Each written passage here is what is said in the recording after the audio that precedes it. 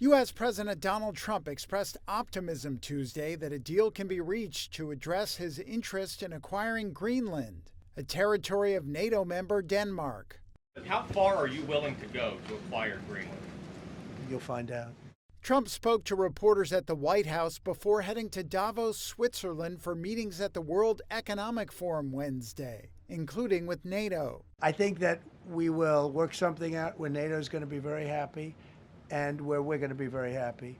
But we need it for security purposes. We need it for national security and even world security. Earlier, Trump posted an AI image on social media showing him planting a flag on the Arctic island, with members of his administration behind him. Another featured a map in the Oval Office indicating Canada and Greenland were under U.S. control. European leaders took to the stage in Davos, attempting to project the continent's strength, though it was not immediately clear how the European Union will eventually respond. French President Emmanuel Macron said the EU should not bend to the law of the strongest. We do believe that we need more growth, we need more stability in this world. But we do prefer respect to bullies, we do prefer science to plotism, and we do prefer rule of law to brutality.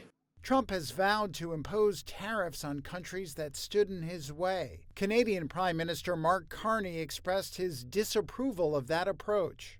Canada strongly opposes tariffs over Greenland and calls for focused talks to achieve our shared objectives of security and prosperity in the Arctic.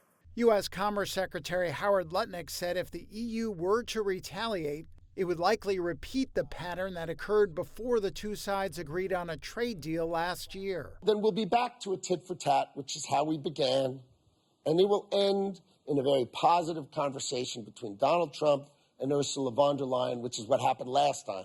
So you can start with a kerfluffle, but in the end, right, the United States and Europe are great allies. Trump's renewed tariff threats against European allies have revived talk of the Sell America trade that emerged in the aftermath of his sweeping tariffs last April. Wall Street's main indexes ended sharply lower on Tuesday, and U.S. Treasuries were sold off.